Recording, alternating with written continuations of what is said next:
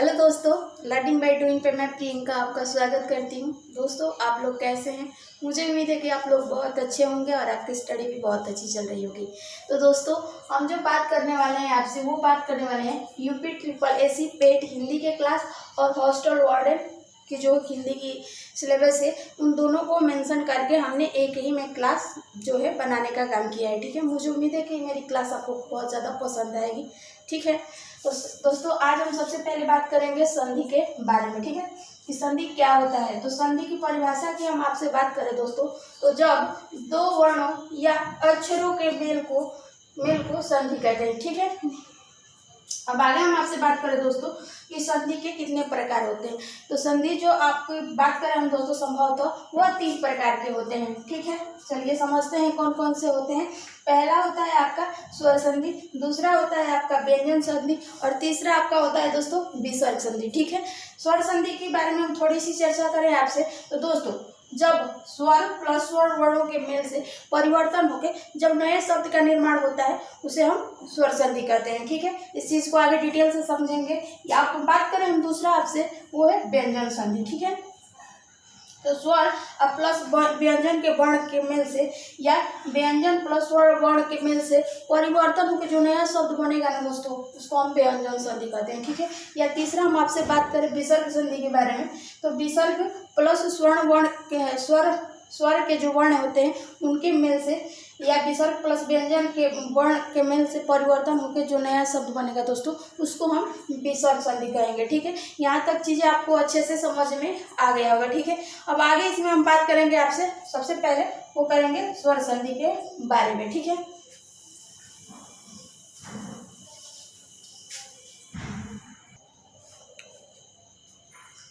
तो दोस्तों सबसे पहले हम बात करेंगे आपसे, वो करेंगे स्वर संधि के बारे में। किसके बारे में?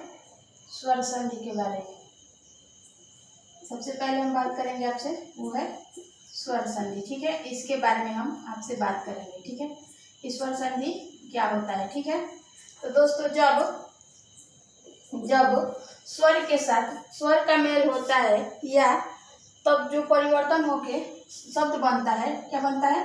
जो परिवर्तन होके दोस्तों शब्द बनता है उसे हम स्वर संधि कहते हैं। जैसे सूर्य प्लस अस्त, इससे बनने वाला शब्द कौन सा होगा आपका? वो बनेगा सूर्यास्त। ठीक है, ऐसे ही दूसरा हमने एग्जाम्पल ले रखा है, वो है विद्या प्लस आलय, इससे किस शब्द का निर्माण होगा? तो वो आपका होगा विद्यालय। ठीक है, इस चीज़ को आगे हम बहुत डिटेल से समझने वाले हैं। ठीक है, अब हम बात करें आपसे दोस्तों कि स्वर संधि के कितने प्रकार होते हैं। तो स्वर संधि की प्रकार की हम बात करें दोस्तों, तो ये 5 प्रकार के होते हैं। कौन कौन से होते हैं? पहला होता है आपका दीर्घ संध, दूसरा होता है आपका गुण संध, तीसरा होता है वृत्त संध, चौथा होता है यण संध और पांचवा होता है आयाद संधि। यानी हम स्वर संधि के अंदर जो पढ़ने वाले हैं वो पढ़ेंगे दीर्घ संध, गुण संध, वृत्त संध, यण संध और आयादी संधि। ठीक है, यहाँ तक चीज़ें आपको अच्छे से समझ में आ गया होगा। आगे हम और बात करें इसमें, तो सबसे पहले हम बात करेंगे आपसे वो दीर्घ संधि के बारे में। ठीक है, कि दीर्घ संधि क्या होता है और इसके अंदर जो है स्वर के कौन कौन से मात्रा हम पढ़ने वाले हैं। ठीक है, तो चलिए आइए उसको देख लेते हैं।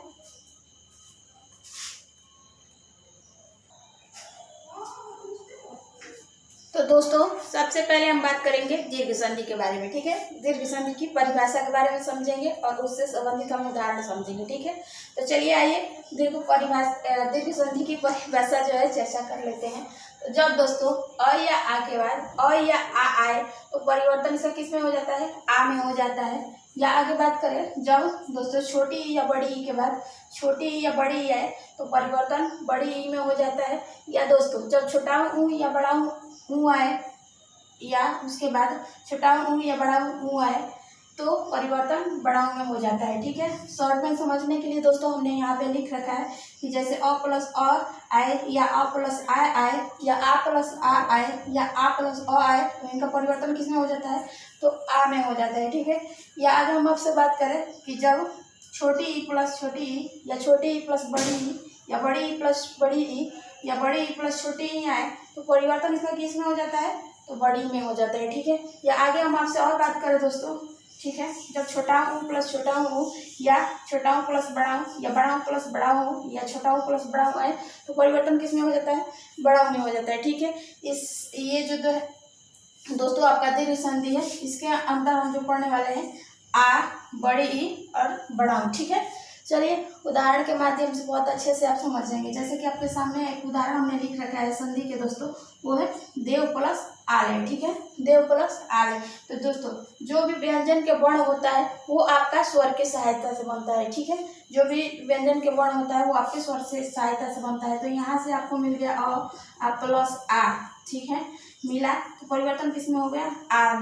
ठीक है, जो बनने वाला शब्द है दोस्तों वो हो जाएगा आपका देवालय। ठीक है, क्या होगा, देवालय। ठीक है, दूसरा ऐसे ही दोस्तों आपके सामने उदाहरण है, वो है वीर प्लस आंगन है। ठीक है, वीर प्लस आंगन है। तो देखो यहाँ से अ प्लस यहाँ से अ मिले तो परिवर्तन किसमें हो गया, आ में। तो जो बनने वाला शब्द है दोस्तों आपका वो बनेगा वीरांगन। ठीक है, क्या है, वो है वीरांगन है। ठीक है, ऐसे ही कुछ और भी उदाहरण है जिनको हम देख लेंगे। तो चलिए फटाफट आप चाहे तो इसका स्क्रीनशॉट ले सकते हैं। ठीक है, और भी उदाहरण हम ले लेंगे। जैसे कि अगला उदाहरण है आपके सामने दोस्तों, अगला उदाहरण है आपके सामने दोस्तों, वो है आपके सामने दोस्तों, वो है दिशा प्लस अंतर। ठीक है, क्या है, दिशा प्लस अंतर।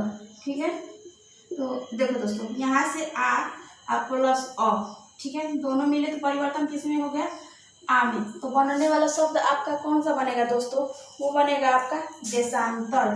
ठीक है, क्या बनेगा, देशांतर। ठीक है, ऐसे एक और उदाहरण ले लेते हैं दोस्तों, जैसे कि है महा प्लस आत्मा। ठीक है, चौथा उदाहरण है आपके सामने दोस्तों, वो है महा प्लस आत्मा।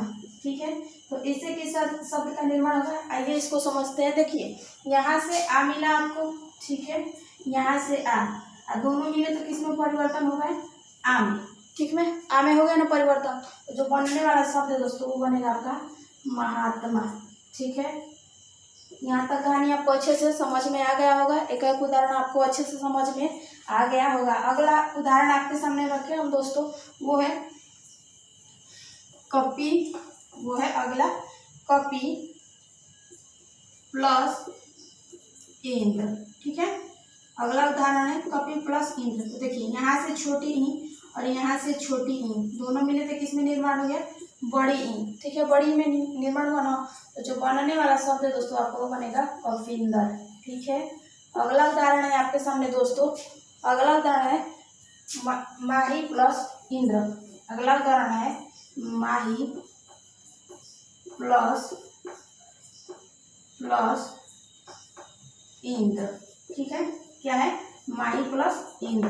तो बताइए दोस्तों इससे किस शब्द का निर्माण होगा आपका। तो दोस्तों हम बात करें इसमें तो वो हो जाएगा यहाँ से बड़ी ई और प्लस छोटी ई। ठीक है, दोनों मिले तो बड़ी ई का निर्माण होगा। ठीक है, तो जो बनने वाला शब्द है दोस्तों आपका बन जाएगा महिंदर। क्या बनेगा, महिंदर। ठीक है दोस्तों, एक उदाहरण आपको अच्छे से समझ में आता होगा। ठीक है, अगला उदाहरण है आपके सामने दोस्तों, वो है, इसको मिटा दे रहे हैं। अगला उदाहरण है आपके सामने दोस्तों, वो है, अगला उदाहरण है आपके सामने दोस्तों जानकी प्लस ईस। क्या है, जानकी। ठीक है, अब प्लस ईस। ठीक है, तो देखो दोस्तों यहाँ से आपको बड़ी ई और यहाँ से आपको बड़ी ई दोनों मिले परिवर्तन किसमें हुआ, बड़ी ई में। ठीक है, तो जो बनने वाला शब्द है दोस्तों आपका क्या बनेगा, जानकीस। ठीक है, जानकीस। मुझे उम्मीद है कि आपको एक एक उदाहरण बहुत अच्छे से समझ में आ रहा होगा दोस्तों। ऐसे ही अगला शब्द है दोस्तों आपके सामने उदाहरण, वो है भानु प्लस उदय। ठीक है, भानु प्लस उदय। तो देखो यहाँ से छोटा ऊ और प्लस छोटा ऊ दोनों मिले तो किसमें निर्माण होगा, बड़ा ऊ में। तो जो बनने वाला शब्द है दोस्तों वो बनेगा भानुदय।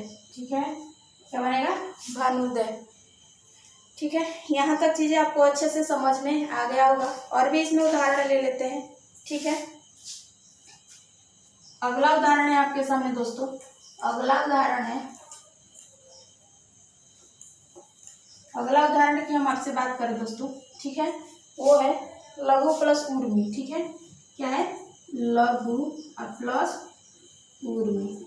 ठीक है, देखो यहाँ पे छोटा ऊ के मंत्र रहेगा, यहाँ से होगा लघु प्लस ऊर्मी। तो देखो दोस्तों यहाँ से छोटा ऊ और प्लस छोटा ऊ दोनों मिले तो किस में निर्माण हो गया, बड़ा ऊ में।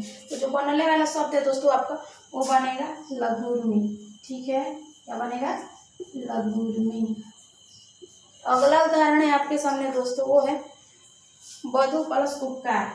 वो है वधु प्लस उपकार।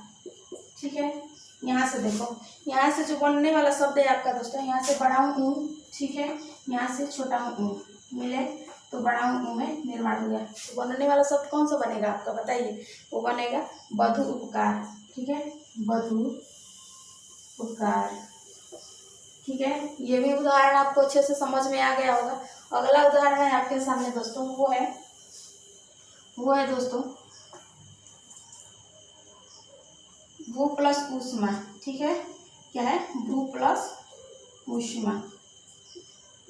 तो देखो दोस्तों, यहाँ से आपको क्या मिला दोस्तों, बड़ा ऊ, और यहाँ से छोटा ऊ, दोनों मिले तो किस में निर्माण हो, बड़ा ऊ। ठीक है, तो बनने वाला शब्द है दोस्तों वो क्या बनेगा आपका, भूष्मा। ठीक है, और इस तरह आपका दोस्तों जो दीर्घ संधि है, ठीक है, दी इंड होता है। ठीक है, दीर्घ संधि क्या होता है, दी इंड। ठीक है, वीडियो अगर पसंद आए तो लाइक शेयर सब्सक्राइब जरूर करें। ठीक है, फिर मिलेंगे नेक्स्ट वीडियो में, तब तक के लिए धन्यवाद।